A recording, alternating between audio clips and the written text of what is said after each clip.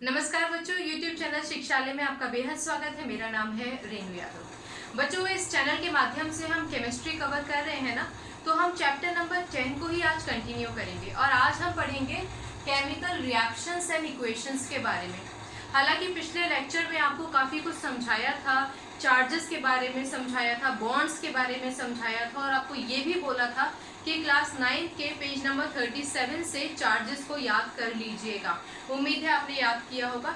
जिन लोगों ने याद नहीं किया है वो चार्जेस को एक बार देख लीजिए, बाकी बहुत कुछ आपको समझते समझते सब याद हो जाएगा। ओके बच्चों, अब हम यहाँ पर बात करते हैं रिएक्शन और इक्वेशन की। तो पहले इन दोनों का मतलब समझ लेते हैं कि रिएक्शन क्या होती है और इक्वेशन क्या होती है। मान लीजिए कि मैंने आपको कोयला दिया, कोयला मतलब कोयले में कार्बन होता है ना, ठीक है, और मैंने आपको बोला कि भाई इसको जलाओ। अच्छा, जलाते हैं तो मतलब ऑक्सीजन की तो जरूरत पड़ती है, क्लियर। तो जब हम कार्बन को ऑक्सीजन से एक्सपोज करेंगे तो उसमें से गैस निकलेगी जो होती है कार्बन डाइऑक्साइड। इसका मतलब हमने एक सिंपल सा कोयला था, कोयले को हमने जलाया तो हमारे पास कार्बन डाइऑक्साइड गैस निकली और साइड प्रोडक्ट क्या निकलता है, राख। बहुत सारी राख हमें मिल जाती है ना। इसका मतलब ये क्या हो गया, ये रिएक्शन हो गया। This is known as reaction, ठीक है, रिएक्शन हो गया है। इसका मतलब जो कार्बन जो अभी आपके पास सॉलिड फॉर्म में था, जिसने ऑक्सीजन से रिएक्ट किया, जो आपकी गैसियस फॉर्म में थी, अब इन दोनों ने कन्वर्ट कर लिया CO2 में। इसका मतलब कार्बन का अपना अस्तित्व नहीं रहा, ऑक्सीजन का अपना अस्तित्व नहीं रहा, इन्होंने मिलकर एक नया प्रोडक्ट बना लिया है जो कहलाया जाता है CO2। इतना आपको क्लियर हो गया। अच्छा, ये जो हमारा पूरा का पूरा प्रोसेस है, इसको आप बोलते हो रिएक्शन, क्लियर। एरो से पहले जो भी होता है, एरो से पहले आपके पास एक एलिमेंट हो, मॉलिक्यूल हो या कंपाउंड हो, वो कहलाया जाता है आपका रिएक्टेंट, क्लियर। एरो हेड से पहले जो कुछ भी आता है, एक एलिमेंट हो, मॉलिक्यूल हो या कंपाउंड हो, किसी के भी बीच में रिएक्शन हो, वो कंपोनेंट जो आपके एरो से पहले लिखे गए हैं वो कहलाए जाते हैं रिएक्टेंट, क्लियर। एरो के बाद जो कुछ भी आता है वो आपका कहलाया जाता है प्रोडक्ट, क्लियर हो गया बच्चों। एरो के बाद जो कुछ भी होगा वो प्रोडक्ट कहलाया जाता है। तो केमिकल आपका जो रिएक्शन होता है उसमें रिएक्टेंट और प्रोडक्ट होता ही होता है। ओके, तो इक्वेशन क्या होती है, देखो बच्चों, जब हम किसी भी रिएक्शन में सिंबल्स से रिप्रेजेंटेशन करते हैं तो उसको हम बोलते हैं इक्वेशन। सिंबल्स का मतलब क्या, अब जैसे कार्बन था, कार्बन का सिंबल होता है C, ओके। ऑक्सीजन होता है आपका O2, ये O2 क्यों होता है आपको समझाया जा चुका है, पुराना लेक्चर देख लीजिएगा। उसके बाद एक प्रोडक्ट बन गया CO2। तो जब हम किसी भी एलिमेंट को सिंबल के फॉर्म में रिप्रेजेंट करते हैं, ओके, तो वो कहलाई जाती है इक्वेशन। ऑलराइट, ये जो इक्वेशन है, इस इक्वेशन को हम बोलते हैं skeleton equation. Alright, skeleton equation. Skeleton equation का क्या मतलब हुआ बच्चों कि जब हम सिंबल से रिएक्टेंट और प्रोडक्ट को रिप्रेजेंट करते हैं तो वो कहलाया जाता है हमारा स्केलेटन इक्वेशन। एक होती है आपकी बैलेंस्ड इक्वेशन, ठीक है। बैलेंस्ड इक्वेशन का जिक्र हम आगे अपने लेक्चर में करेंगे कि बैलेंस्ड इक्वेशन क्या होती है। आप जब एग्जामिनेशन में इक्वेशन लिखोगे ना बच्चों, तो आपको बैलेंस्ड इक्वेशन ही लिखनी होगी, ठीक है। बैलेंस्ड इक्वेशन के बारे में अभी हम लोग डिस्कस करेंगे। पहले कुछ और चीजों के बारे में डिस्कस करते हैं जो इम्पोर्टेंट है, उसके बाद बारी बारी से सबके बारे में डिस्कस करेंगे। बच्चों, जब हम इक्वेशन लिख रहे होते हैं तो इक्वेशन में जो रिएक्टेंट है, अब आप समझ गए होंगे, और जो प्रोडक्ट है उनके अपने एक स्टेट होते हैं, फिजिकल स्टेट होते हैं। जैसे कि कोई सॉलिड फॉर्म में एग्जिस्ट करता है तो हम उसके लिए S रिप्रेजेंट करते हैं। S का मतलब सॉलिड। अगर आपको L ऐसा लिखा नजर आए या फिर ऐसा लिखा नजर आए, ये दोनों का मतलब होता है लिक्विड। Alright, clear. अगर आपको A और स्मॉल q कहीं पर लिखा नजर आता है तो इसका मतलब होता है एक्वस। एक्वस का क्या मतलब होता है, एक्वस का मतलब होता है वो कंपोनेंट जो पानी में घोलकर बनाया गया है वो एक्वस कहलाया जाएगा। Anything that is made by dissolving it in water is known as aqueous। Liquid अलग है बच्चों, पानी क्या है? लिक्विड है। कोई भी चीज जो बह जाए वो लिक्विड है, तेल भी लिक्विड है। लेकिन यदि किसी चीज को पानी में घोलकर बनाया जाता है तो वो एक्वस कहलाया जाता है। जैसे कि सल्फ्यूरिक एसिड होता है। सल्फ्यूरिक एसिड तो जानते हो ना, एसिड होता है ना, H2SO4 एसिड। तो हम क्या करते हैं, ये एसिडिक होता है, बहुत तेजाब। हाँ, तो हम क्या करते हैं, पहले बीकर में डिस्टिल्ड वाटर ले लेते हैं, पानी, और पानी में कॉन्सेंट्रेटेड, अब इसका मतलब भी मैं आगे समझाऊंगी, कॉन्सेंट्रेटेड है ना, इसको कॉन्ग से डिनोट करते हैं। ये सारी बातें आपको समझ में आएंगी, अब जल्दबाजी नहीं कीजिएगा। फिलहाल समझाने के लिए बता देती हूँ। कॉन्सेंट्रेटेड सल्फ्यूरिक एसिड की कुछ बूंदें हम वाटर में, डिस्टिल्ड वाटर में डालते हैं, तो ये जो सॉल्यूशन तैयार होता है ना, क्योंकि ये पानी में डिसॉल्व होने की वजह से तैयार हुआ है, इसलिए इस सॉल्यूशन को हम बोलते हैं एक्वस। समझ में आ गया? तो एक्वस का मतलब वो सॉल्यूशन जो पानी में डिसॉल्व करने से बनाया गया है। ओके, अब हमारे पास नेक्स्ट सिंबल है प्रेसिपिटेट। प्रेसिपिटेट का मतलब क्या होता है? प्रेसिपिटेट का मतलब होता है कि आपने एक रिएक्टेंट, एक एलिमेंट को दूसरे एलिमेंट के साथ रिएक्ट किया, उसको घोल दिया, मिला दिया, मिक्स कर दिया। अब आपके पास जो प्रोडक्ट बन रहा है ना, उस प्रोडक्ट में मान लीजिए ये आपका टेस्ट ट्यूब है, तो इस प्रोडक्ट में ना कुछ सॉलिड मास सा रहता है, सॉलिड मास सा रहता है, थक्का जैसा रहता है कुछ, इसको हम बोलते हैं प्रेसिपिटेट। क्लियर? इसको क्या बोलेंगे हम? प्रेसिपिटेट। प्रेसिपिटेट को हम पीपीटी से शो करते हैं। किससे शो करते हैं? पीपीटी से। कई जगहों पर प्रेसिपिटेट की जगह एरो हेड भी शो किया जाता है, अपसाइड डाउन। उल्टा एरो अगर आप दिखाते हो ना, ऊपर से लेके नीचे की डायरेक्शन में, तो इसका मतलब भी पीपीटी ही होता है। और आप पीपीटी लिखते हो तब भी आपका पीपीटी ही है। पीपीटी समझ गए ना, एक सॉलिड मास जो बन जाता है प्रोडक्ट साइड में, that is known as PPT. Clear हो गया बच्चों? ओके। अच्छा, गैस के लिए हम सिंबल यूज करते हैं जी। ऑलराइट, ये सब चीजें ना बच्चों आप ब्रैकेट में लिखते हो, एस भी ब्रैकेट में लिखोगे, ये मैं भी आपको आगे इक्वेशन बताऊंगी ना, तब समझ में और आ जाएगा।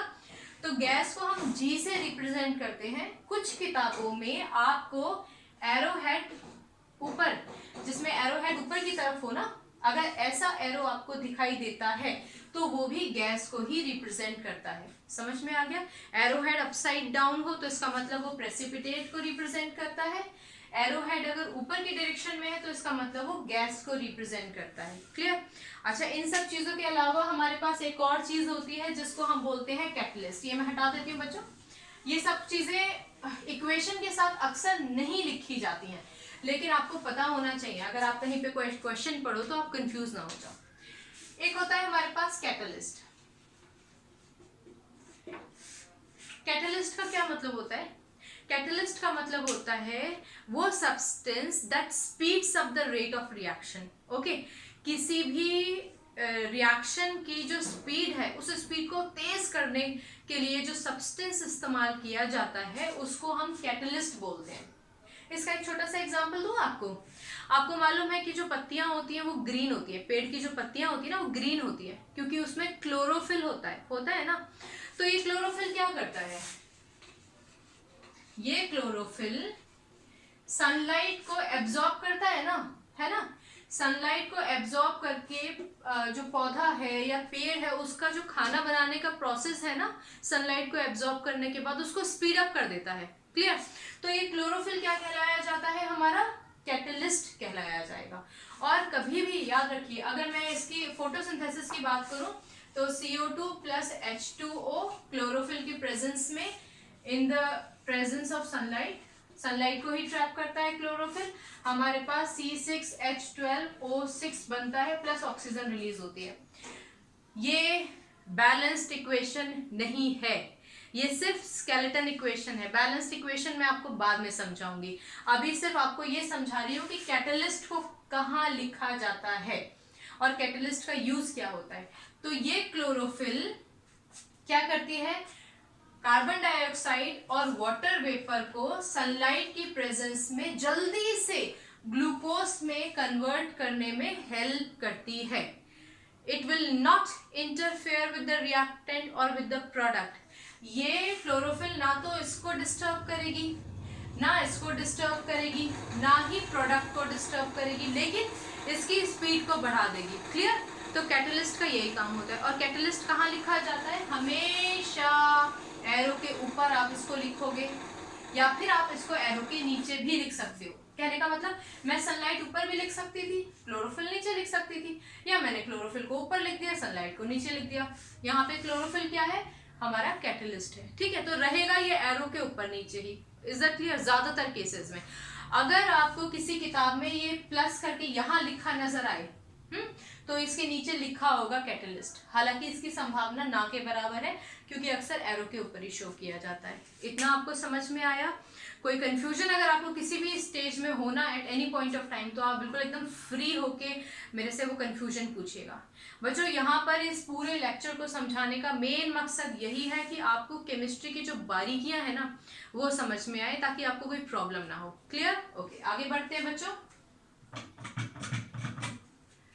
अब हम बात करते हैं एक बहुत इंपॉर्टेंट सीरीज की, जो आपको रिएक्शंस को सॉल्व करने में हेल्प करेगी। Okay, now that is known as the reactivity series. ये रिएक्टिविटी सीरीज आपको याद होनी चाहिए मुंह जुबानी। हम बात कर रहे हैं रिएक्टिविटी सीरीज की। रिएक्टिविटी सीरीज को हम एक्टिविटी सीरीज के नाम से भी जानते हैं। ऑलराइट, रिएक्टिविटी सीरीज को हम एक्टिविटी सीरीज के नाम से भी जानते हैं। अब ये क्या होती है?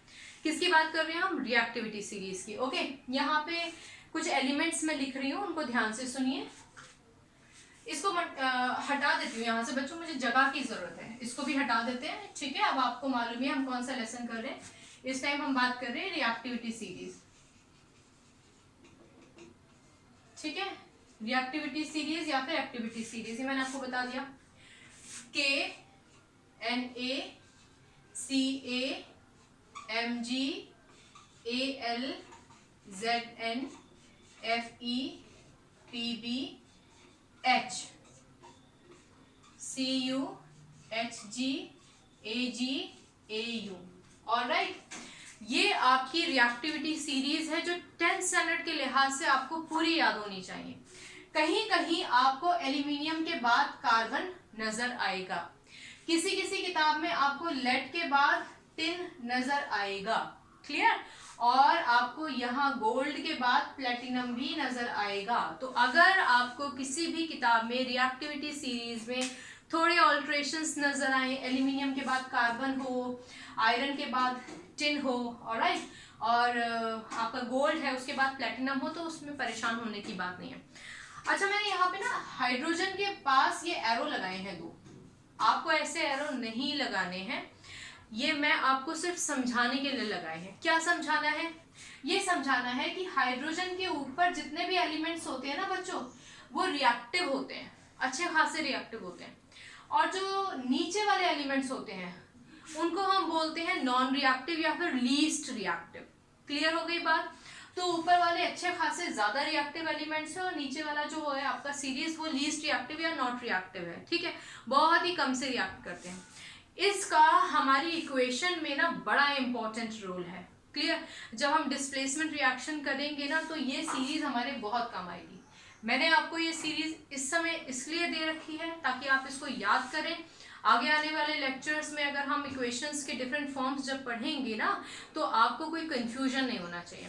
ठीक, आप जानते हैं, फिर भी मैं आपको बता देती हूँ। पोटेशियम, सोडियम आपको याद होना चाहिए वैसे तो, अब आप 10th में हो गए हो तो।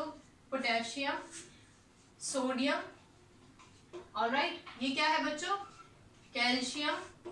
Then this is magnesium. Alright, very good. This is aluminium, आपको मालूम ही होगा। ये हम लोगों ने बोला कि कुछ किताबों में एल्यूमिनियम के बाद लिखा होता है कार्बन। ऑलराइट, फिर ये क्या है हमारा? Zinc. What is this? Iron. ये क्या है हमारा? Sn क्या होता है बच्चों? टिन। टिन। ऑलराइट, ये क्या है, पीबी लेड, आप तो इसको जानते ही हो, हाइड्रोजन। ऑलराइट, सीयू क्या है बच्चों, कॉपर। ओके, Hg क्या है, मर्क्यूरी, आपने देखा होगा थर्मोमीटर्स में होती है ना मर्क्यूरी। ऑलराइट, Ag क्या है बच्चों, सिल्वर, चांदी। ये क्या है, गोल्ड। हाँ, और गोल्ड के भी नीचे कई बार आपको प्लैटिनम नजर आ जाएगा लिखा हुआ, कई किताबों में नहीं भी लिखा है, किसी किसी में लिखा है। हाँ, तो ये कहलाई जाती है हमारी रिएक्टिविटी सीरीज। ये बहुत ज्यादा इंपॉर्टेंट है, कई बार तो एग्जामिनेशन में रिएक्टिविटी सीरीज ही पूछ लिया करते थे, ठीक है ना। तो आपको सारी इंफॉर्मेशन होनी चाहिए अगर आपको आगे तक केमिस्ट्री बहुत अच्छे से पढ़नी है। तो नहीं भी पढ़नी है तो 10th के लिहाज से भी इसको याद कर लेना है, ठीक है। ये हो गई आपकी रिएक्टिविटी सीरीज। रिएक्टिविटी सीरीज को ही कहते हैं हम एक्टिविटी सीरीज। ऑलराइट बच्चों, अब टाइप ऑफ रिएक्शंस की बात करेंगे। बैलेंस्ड इक्वेशन की बात भी हमें करनी है, सब कुछ लाइन से होगा, हबड़ दबड़ जल्दबाजी मुझे किसी चीज की नहीं है। आपको लेसन समझाना है और आपको लेसन समझना है, ये इंपॉर्टेंट है। ओके, हमारे पास जो रिएक्शंस होती हैं, अब आप समझते हैं ना रिएक्शंस क्या होते हैं। उन रिएक्शंस के अलग अलग टाइप होते हैं। ओके, अलग अलग टाइप होते हैं। आज हम बात करेंगे कॉम्बिनेशन रिएक्शन की। किसकी बात करेंगे, कॉम्बिनेशन रिएक्शन। रिएक्शन को ना बेटा शॉर्ट फॉर्म में ऐसे लिख देते हैं, आप भी लिख सकते हो रिएक्शन को, हाँ, शॉर्ट फॉर्म में। अच्छा बच्चों, एक बात है, कॉम्बिनेशन का क्या मतलब होता है, कंबाइन कर जाना, सिंपल है। कॉम्बिनेशन मतलब कंबाइन कर जाना। तो कभी भी दो एलिमेंट या एक एलिमेंट और दूसरा मॉलिक्यूल आपस में कंबाइन करते हैं तो ये क्या बनाएंगे, जो बनाएंगे वो प्रोडक्ट कहलाया जाएगा। पर ये क्या बनाएंगे, आपको याद है ना, आप लोगों को चार्जेस याद कराए थे, उसी के बेसिस पे ये रिएक्शन बनानी है। बच्चों, ये चैनल बनाने का उद्देश्य ही ये है कि आपको बारीकियां समझ में आए। अगर आपने वो छोड़ दी तो फिर कोई फायदा नहीं लेक्चर सुनने का। Mg पे चार्ज कितना होता है बच्चों, Mg 2 पॉजिटिव, क्लियर। ऑक्सीजन पे चार्ज कितना होता है, 2 नेगेटिव। हालांकि इस पे 2 पॉजिटिव चार्ज है, इस पे 2 नेगेटिव चार्ज है, तो इक्वल अपोजिट चार्जेस कैंसिल हो जाएंगे, क्लियर। तो प्रोडक्ट क्या बन जाएगा हमारा, MgO। आपको समझ में आया ना प्रोडक्ट कैसे बनाते हैं। अगर आपको अभी कोई कंफ्यूजन है तो प्लीज पुराना लेक्चर समझिए, नहीं तो ये सारा कॉन्सेप्ट आपकी समझ से बाहर है, क्लियर।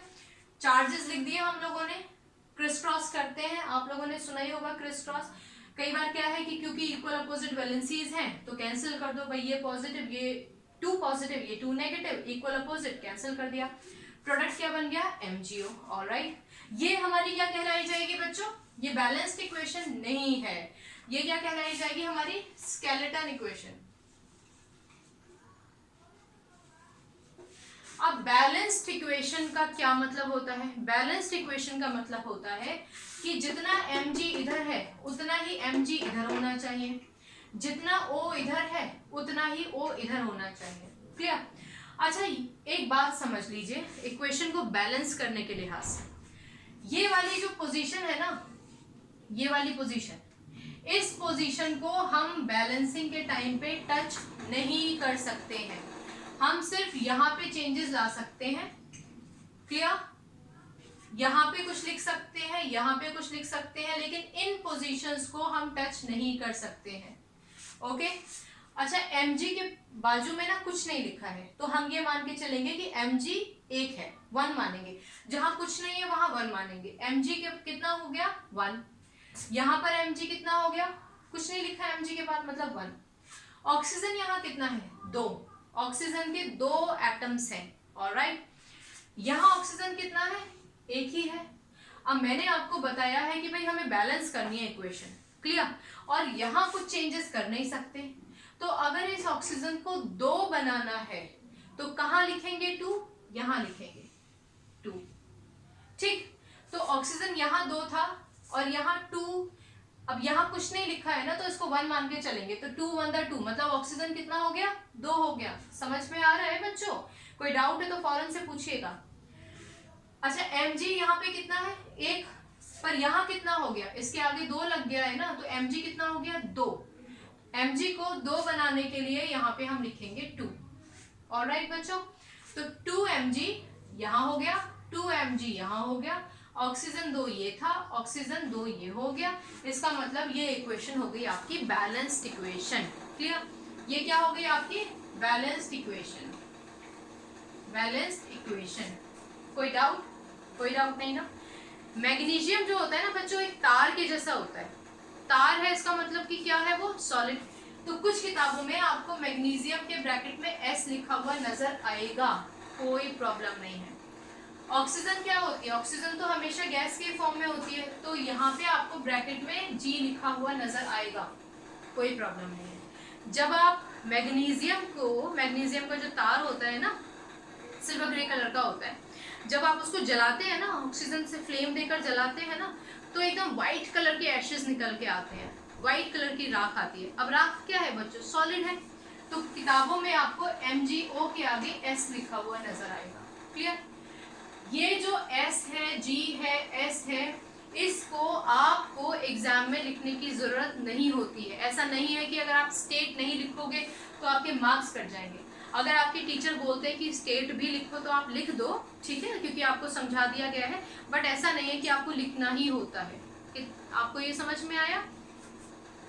ठीक है, ये हो गया हमारा बैलेंस्ड इक्वेशन। एक और इक्वेशन देखते हैं। स्केलेटन इक्वेशन मतलब वो इक्वेशन जहां पे सिंबल्स के द्वारा आपने रिप्रेजेंटेशन कर दिया है पर बैलेंस नहीं किया है।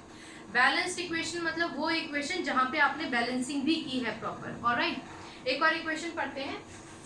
H2 हाइड्रोजन है। अच्छा, हाइड्रोजन किस फॉर्म में होती है? गैस फॉर्म में होती है, तो चलो पहले से ही लिख देते हैं G। ठीक। O2 किस फॉर्म में होती है? गैस फॉर्म में होती है, गैस लिख देते हैं। इसके बाद क्या लगाएंगे? एरो। प्रोडक्ट क्या बनेगा? कुछ बच्चे क्या करते हैं, H2 है, O2 है, H2O2 लिख दिया। ऐसे नहीं करना बच्चों, चार्जेस पर फोकस कीजिए। H का मतलब क्या होता है? H positive. हाँ, O का क्या मतलब होता है? O2 negative. ये चार्जेस याद कर लीजिए क्लास 9 की किताब से। H पर पॉजिटिव चार्ज है, मतलब इसकी वैलेंसी कितनी है? 1। अच्छा, जब हम वैलेंसी लिखते हैं तो हम प्लस माइनस नहीं लिखते हैं, याद है ना आपको? इसकी वैलेंसी कितनी है? 2। प्लस माइनस नहीं लिखना बच्चों, प्लस माइनस सिर्फ ऊपर लिखा जाएगा। जब आप नीचे लिखोगे तो प्लस माइनस नहीं लिखोगे। फिर क्रिस क्रॉस करते हैं, याद है आपको? इसकी मल्टीप्लीकेशन इसके चार्ज से और ऑक्सीजन की मल्टीप्लीकेशन इससे कराएंगे। तो अब इनको हटा दो, नहीं तो आपको कंफ्यूजन होगा। ठीक है, एक बार नीचे लिख दिया तो ऊपर के चार्जेस की जरूरत नहीं है। हाइड्रोजन का मल्टीप्लीकेशन 2 से हुआ है, तो इसका मतलब H तो हो गया 2, हाँ, और ऑक्सीजन के हिस्से में क्या आया? 1, तो O हो गया आपका 1।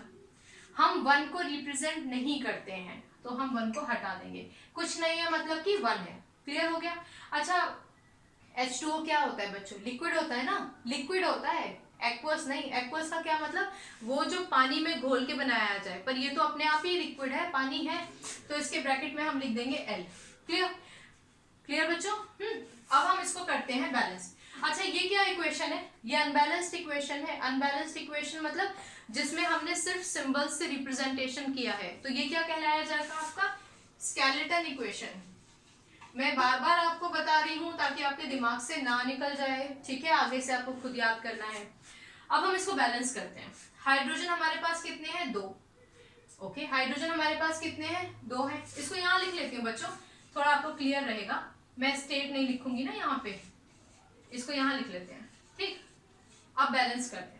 हाइड्रोजन कितने हैं? 2। हाँ, रिएक्टेंट साइड में जितना एलिमेंट होगा, जितना एटम होगा, उतना प्रोडक्ट साइड में भी होना चाहिए, याद रखिएगा। तो हाइड्रोजन 2 है, यहाँ पे भी हाइड्रोजन 2 है। चलो, बात बन गई अपनी। यहाँ ऑक्सीजन कितने हैं? 2, पर यहाँ ऑक्सीजन कितना है? कुछ नहीं लिखा है, मतलब 1। तो यहाँ तो भाई 2 होना चाहिए, यही तो अनबैलेंस्ड हो जाएगी। अच्छा, इधर हम कुछ लिख नहीं सकते, तो अगर ऑक्सीजन को 2 बनाना है तो हमें 2 कहाँ लिखना पड़ेगा? यहाँ, क्योंकि ये जो है ना, ये H2 या O नहीं है, ये H2O है, मतलब एक पूरा प्रोडक्ट है, तो यहाँ हम लिख देंगे 2। ओके बच्चों, चलो फिर से देखते हैं कि क्या बैलेंस हो गए। ऑक्सीजन इधर कितना है? 2। यहाँ कितना हो गया? 2 से मल्टीप्लाई करो ऑक्सीजन का 2, ये तो हो गया अपना बैलेंस। हाइड्रोजन कितना हो गया इधर? 2 to the 4, और यहाँ कितना हो गया? 2। तो भाई इसको तो चेंज कर नहीं सकते, तो जितना है वैसे ही रहेगा, इस पोजीशन को तो छू ही नहीं सकते। इसको 4 बनाने के लिए क्या करेंगे, यहाँ एक 2 लगा देंगे, 2 to the 4। आ गई बात समझ में? तो यहाँ हाइड्रोजन 2 to the 4, इधर हाइड्रोजन 2 to the 4, बैलेंस हो गया, हाइड्रोजन बैलेंस हो गया। ये क्या है, O2, और यहाँ कितना हो गया, 2 1 2। ये जो मेथड है ना बच्चों, ये क्या लाया जाता है, hit and trial method. Methods तो और भी होते हैं, लेकिन ये सबसे बेस्ट मेथड होता है। कई बार क्या होता है कि आपको टीचर लिखवा देती हैं, कैसे लिखवाती हैं वो भी सुन लो। इसको हटा देती हूँ। टीचर्स लिखवाती हैं कि भाई हाइड्रोजन आपका रिएक्टेंट साइड में कितना है, 2 है। ऑक्सीजन आपका रिएक्टेंट साइड में कितना है, 1 है। पहले तो 1 ही था ना, H2 2 है। प्रोडक्ट साइड में आपका H2O है, तो हाइड्रोजन कितना है, ऑक्सीजन कितना है। तो ये जो रिप्रेजेंटेशन होता है ना, ये टीचर्स आपको करवाती हैं। इसकी ज़रूरत नहीं है आपको, क्योंकि आप डायरेक्टली भी कैलकुलेट कर सकते हो। अगर आपको लगता है इसकी ज़रूरत है तो आप मुझे बता दीजिएगा, मैं आपको ऐसे भी लिखकर बता दूंगी, ठीक है ना।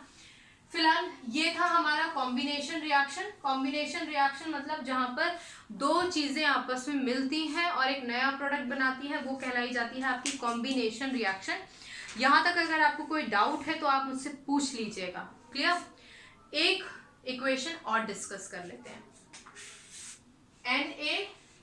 Na+Cl2। क्लियर?